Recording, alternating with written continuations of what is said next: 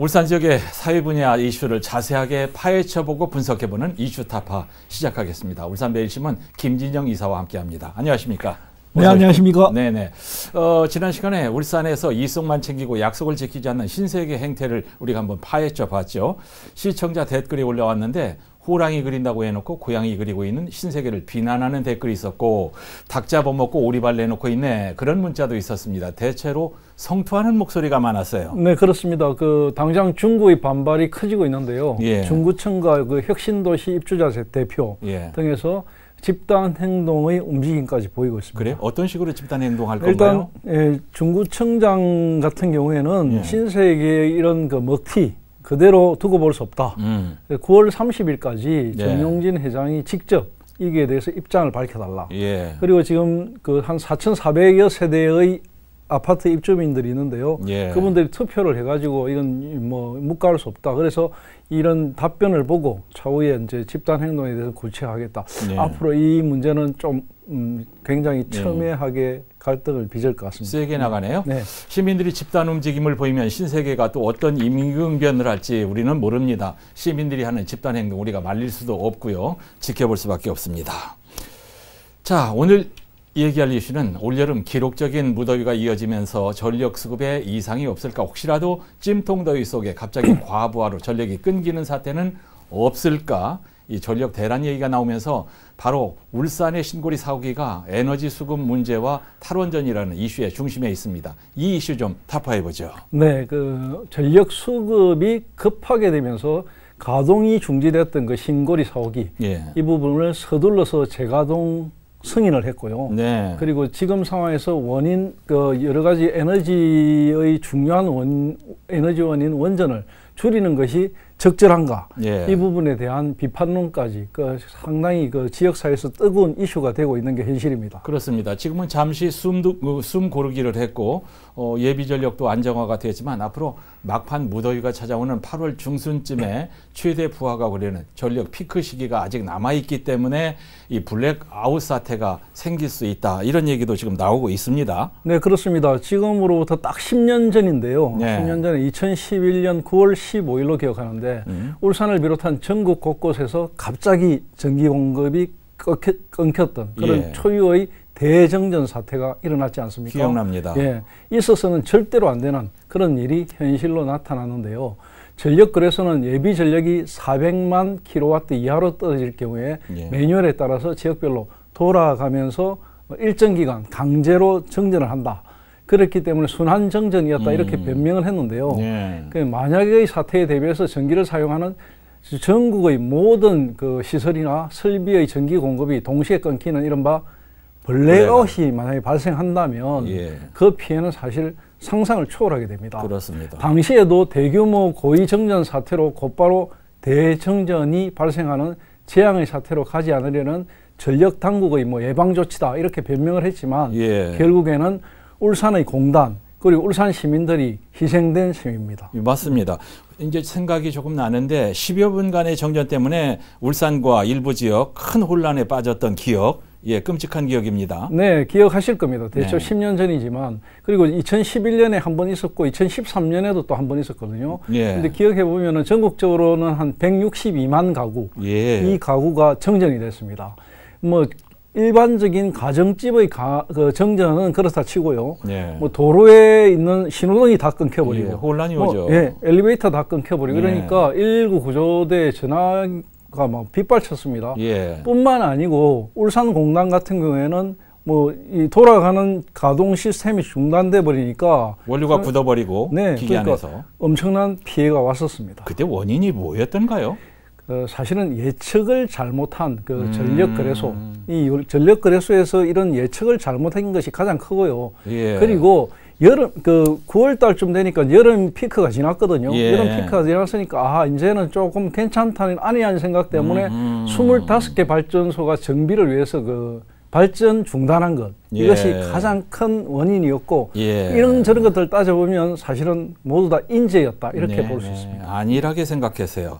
자, 그렇다면 지금 신고리 4호기를 다시 가동할 수 있게 허가를 했는데 이 부분도 블랙아웃과 관련이 있다는 생각이 드는데요. 지금 4호기 돌아가고 있나요? 네, 돌아가고 있습니다. 신고리 4호기는 지난 21일부터 뭐 전력을 공급했고 전력 공급한 하루 만에 100% 가동에 들어갔다 이런 보도가 있었습니다. 신월성 그 1호기가 1000만 메가와트 정도 됩니다. 바로 울산 위에 있는 거. 그리고 신고리 4호기가 1400만 메가와트 정도가 되는데요. 이 두 개가 가동되면서 올여름에 전력 공급이 모두 2400만 메가와트가 늘어났습니다.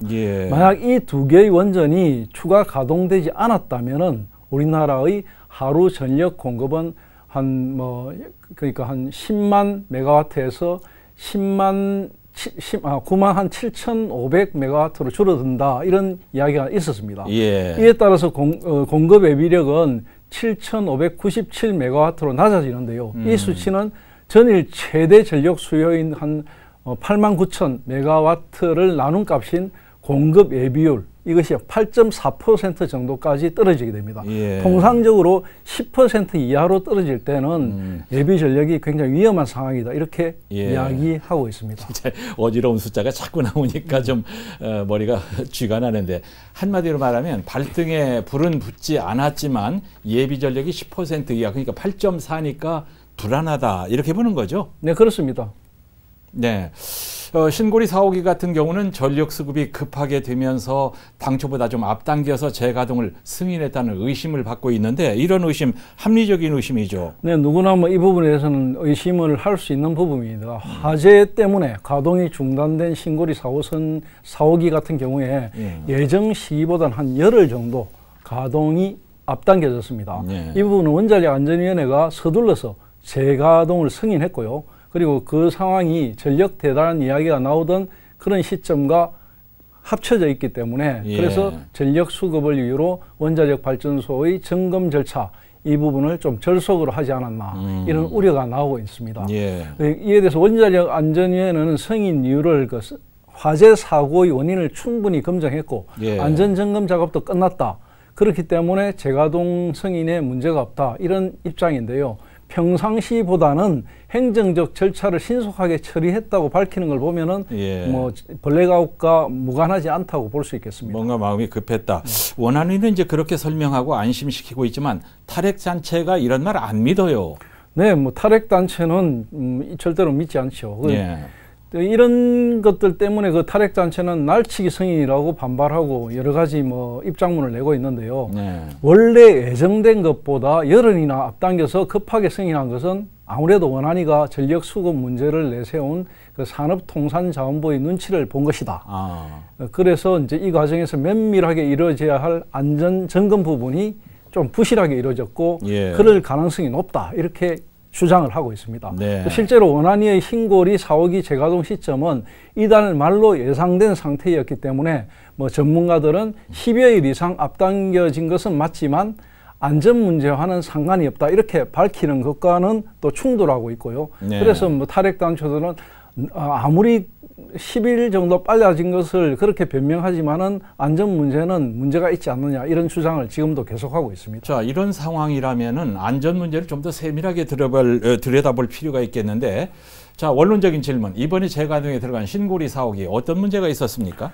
네, 신고리 4호기는 지난 5월 달에 그 불이 났습니다. 그 지난 5월 29일인데요. 화재 사고 때문에 이제 가동이 중단됐는데 이 신고리 원전 4호기에서 발생한 화재는 발전기 내부 장비 중에 하나인 분배링 고정 볼트가 제대로 조여지지 않아서 발생한 것으로 그렇게 조사됐습니다. 원자력안전위원회가 이 부분에 대해서 조사를 벌였는데요. 분배링 고정 벨트 조입력 이 부분이 작업 지침서의 어떤 값이 있습니다. 기준값. 기준값에 못 미쳤다. 그리고 이 부분이 사고의 직접적인 원인이다. 이렇게 밝히고 있습니다. 분배링, 고정벨트 조임이 느슨했다. 이런 설명이 좀 한심하다는 생각이 드는데 분배링이라는 게 뭔가요? 분배링이라는 게 뭐 말 그대로 분배하는 어떤 볼트 이런 나누는 에너지를 나누는 그런 쪽인데요. 발전기의 회전자로 전류를 보내는 설비입니다. 콜렉터링 본체에 붙어 있는 장비인데요. 원안에는 분배링 고정 볼트 체결이 미흡해서 접촉 저항이 증가했고 이 때문에 콜렉터링 내부 온도가 급격히 상승해서 이것을 이기지 못하고 불꽃이 튀었고 이로 인해서 불이 났다. 이렇게 이야기하고 있습니다. 제작 과정에 지침값을 제대로 적용하지 않았고 설치할 당시에 조임의 어떤 부분을 느슨하게 한 것이 가장 큰 원인이다. 한심스러워요. 원안위에서는 이날 화재가 콜렉터의 하우징 내 분배링, 브러시 볼트, 리깅 하부, 콜렉터링 이런 쪽으로 이제 불이 전달이 돼 가지고 크게 번졌다 이렇게 확인했는데요. 문제는 또 있는데 한수원의 경우에 이제 그 불이 나면은 이 발생을 하면 바로 이제 외부 소방서에 연결해 가지고 화재 진화부터 좀 서둘러야 하는데 이게 좀 이렇게 밖으로 알리는 부분, 신고를 빨리 하는 부분이 좀 늦어졌죠. 쉬쉬했군요. 예, 그렇죠. 그러니까 이 한수원이 신고리 사옥이 그 터빈 베어링 설비 조립 등 정비 작업을 하는 과정 이런 부분들까지 이제 재가동을 승인하면서 이런 부분이 이제 다 묻혀버렸지만은 사실은 이런 그 외부와 연결 부분 이런 부분들이 빨리 신고를 하고 외부에서 조치를 하고 이런 부분들이 좀 더 투명하게 됐더라면 아무래도 좀 불안감 이런 게 덜하지 않았을까 이런 생각이 듭니다. 그러니까 결과를 보니까 총체적인 부실 뭐 이렇게 얘기할 수 있네요. 그 단순한 작은 부분의 허술함이 큰 사고를 부른다는 교훈은 어디서나 똑같이 적용된다는 말이 또 한 번 실감이 나는데 자 지난해였나요? 월성원전에서 삼중수소가 검출됐다고 해서 울산 지역 탈핵 단체들이 들고 일어나기도 했는데 그 일은 어떻게 됐습니까? 네, 그 지난해 한 10월 달 정도 일입니다. 10월 달 정도 일인데요. 그 월성 원전 부진의 10여 곳의 지하수에서 그 방사능의 물질인 삼중수소가 검출됐습니다. 이 가운데 그 원전 3호기 터빈 건물 하부 지하수 부분에서는 배수로 맨홀에 고인 물에서 삼중수소가 리터당 71만 3천 베크렐, 이 베크렐이 나왔습니다. 이를 근거로 해서 탈핵단체에서는 월성원전 구역 내 지하수가 방사능으로 오염됐고 주변 지역으로 확산됐을 가능성이 있다. 이런 의문을 제기했습니다. 하지만 원전 전문가들은 월성원전 주변의 그 이야기, 주변에서 배출됐다고 주장하는 삼중수소 이 부분은 1년 동안 피폭약이 한 0.3에서 0.6 정도의 수치인데 이 정도의 어떤 수치는 바나나를 한 6개 먹은 거예요. 그리고 멸치 1g 정도, 건멸치는 0.25g 정도를 먹었을 때와 동일하다. 이렇게 지적을 하고 있습니다. 전문가들의 주장은 탈핵 단체들이 삼중수소의 위험성을 과도하게 부풀렸다고 반박하는 것인데요.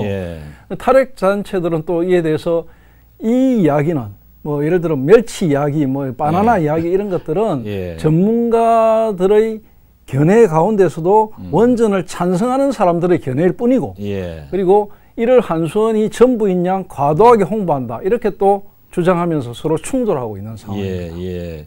이게 참 원전 얘기만 나오면 너무 전문적인 용어가 마구 나와서 무식해지는데 무식해서 모르는 부분이 나오면 또 궁금해지죠. 김 이사는 취재를 많이 하셔서 전문가가 다 된 것 같은데 이제 삼중수소라는 건 또 뭡니까? 삼중수소 이야기가 참 많이 나왔지 않습니까? 지난 연말 같은 경우에는 울산의 북구, 그리고 뭐 중구 주민들까지도 삼중수소 논란을 가지고 막 데모를 하고 이랬거든요. 근데 삼중수소는 지금 그 최첨단, 그러니까 아주 신소재의 에너지원입니다.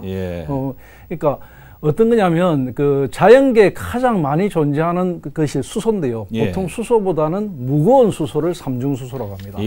무거울 뿐만 아니라 삼중수소는 보통 수소에는 없는 방사능을 가지고 있는데요. 이것이 문제입니다. 그러니까 에너지가 크지 않기 때문에 종이나 물을 뚫지 못하고 사람 피부도 물론 흡수를 하지 않습니다. 그래서 다른 방사능 물질에 비해서 삼중수소는 비교적 안전하다 이런 이야기를 하고 있는데요.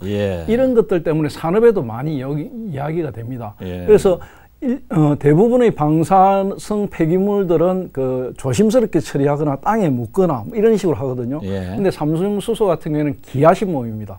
금보다도 같은 용량으로 비싸거든요. 금보다 비쌉니다. 예. 그렇기 때문에 여러 산업 분야에서 유용하게 활용할 수 있기 때문인데요. 주변에서는 이미 삼중수소를 많이 사용합니다. 뭐 예. 공항 같은 데 가면은 파란색으로 막 유도등이 켜져 있죠. 예. 이것이 다 삼중수소입니다. 아, 그래요? 예, 그리고 뭐 공항 검색대를 통과한다든지 뭐 이런 부분들. 그리고 지금 뭐 미래의 에너지원이라고 하는 인공태양 이야기 들어보셨죠? 핵융합발전소. 거기에 가장 중요한 것이 바로 삼중수소. 그래요? 예, 진짜 귀하신 몸이네요. 네, 그렇습니다. 그런데 삼중수소 이야기하면 또 생각나는 게 뭐냐면 일본의 후쿠시마 오염수거든요. 예. 일본 후쿠시마 오염수에 삼중수소가 다량 포함되어 있고 이것이 문제가 된다. 이렇게 이야기하니까 일본 정부에서는 오염수 해양 방류에 따른 삼중수소의 배출량이 한 연간 22조 베크렐 정도로 제한된다. 그래서 사실은 뭐 한국의 월성원전이라든지 그리고 프랑스의 제철이 공장 이런 데서 나오는 삼중수소가 1경 3,700조 베크렐 정도 엄청난데 뭐 한국이나 프랑스 같은데 삼중수소 나온 것이 문제가 되거나 인체 해를 끼쳤다는 이런 이야기가 없지 않느냐 하면서 물타기를 하고 있는 그런 상황입니다. 예. 뭐 자세한 예를 들어가면서 여러 가지 설명을 해 주셨는데도 절반도 못 알아듣겠습니다. 역시나 어려운 문제인데 자, 쉽게 질문할게요. 지금 울산 주변의 원전 상황 어떤 상태인가요? 네, 울산 주변에는 사실은 원전이 많지 않습니까? 위로는 월성원전, 아래로는 고리원전 이렇게 있는데요. 그러니까 현재 우리나라에 운영 중인 원전이 모두 24기 정도 됩니다. 이 가운데 그 정지 상태인 원전이 6개입니다. 그리고 4기가 그 한울 3, 4호기 그리고 고리 3, 4호기가 지금 정지가 되어 있고요. 계획 예방 정비라는 게 있습니다. 계획 예방 정비 중인 것이 2기가 있는데 한빛 5, 6호기입니다. 그리고 결함으로 멈춰서 있습니다. 바로 이것이. 그리고 현재 운영 허가 심사 중인 원전, 그리고 건설 중인 원전이 모두 4기가 있습니다. 울산 주변의 경우에는 경주 월성에는 그 월성 1호기부터 4호기까지의 원전이 있고요. 그리고 신월성 1, 2호기가 또 건설되어 있습니다. 이 중에 월성 1호기는 설계 수명이 끝나서 지금은 운영이 중지된 상태고요. 그렇고. 고리 원전 경우에는 고리 1호기에서 4호기 정도가 있고 고리 1, 4호기 이 가운데 1호기는 설계 수명이 넘기고 연장 운전을 하다가 문재인 정부가 가동을 중단했고 그리고 신고리 5, 6호기는 너무나 잘 알다시피 문재인 정부 들어서면서 바로 공사 중지 명령을 내렸다가 여러 논란을 거치고 공론화 과정을 거쳐가지고 다시 재공사를 하고 있는 상황에 있습니다. 다시 한번 들어보니까 정말 많네요. 울산 주변의 지역 원전 가동 상태를 교사가 출석 부르듯이 하나하나 설명을 해 주셨는데 문제는 안전성이에요. 원전의 안전성은 지금 찬반으로 나눠져서 극심한 그 갈등을 보이고 있잖아요. 네, 사실은 이 안전성 문제를 이야기할 때는 팩트가 굉장히 중요합니다. 그렇죠. 뭐 간단하게 제가 말씀드리자면 그 원자력 발전이라는 것은 결국은 그 원자의 핵분열, 그 우라늄의 핵분열을 통해서 나오는 에너지를 가지고 물을 데피는 수전기를 돌리고 터빈을 돌려가지고 발전을 하는 것이거든요. 그런 이제 과정들은 다 안전한데 이것이 만약에 사고로 이어지거나 지진이라든지 뭐 해일, 이전 기상 상태 이런 돌발적인 변수에 의해서 후쿠시마 같은 재앙이 일어날 경우에 주변 주민들이 피해를 엄청나게 입게 되기 때문에 문제가 되는 것입니다. 그래서 이제 찬성의 논리, 반대의 논리는 원자력에서는 이거는 뭐 끝까지 갈 수밖에 없고요. 너무나 입장차가 딱 받쳐 있기 때문에 어느 한쪽이 일방적으로 옳다 이렇게는 이야기할 수 없습니다. 그러다 보니까 조금만한 가동 중지 상황이나 방사능 유출 사고 뭐 이런 큰 사고도 있지만 아주 아무것도 아닌 사고, 예를 들어 불이 조금 난다든지 이런 사고가 되었을 경우에도 원전 측에서는 막 숨기기에 급급하고 또 드러나면은 반대 단체들은 막 들고 일어나서 막 데모하기 급급하고 이러니까 그런 상황이 지금 계속되고 있는 그런 과정입니다. 문재인 정부가 초반에만 해도 탈원전을 강력하게 밀어붙이다가 지금은 조금씩 바뀌는 모양새인데요. 어떤가요? 탈원전 추세 계속될까요? 올여름의 어떤 전력 수급 이런 상황을 보면은 탈원전의 문제가 참 여러 가지로 변화가 되지 않을까 이런 조짐들이 나타납니다.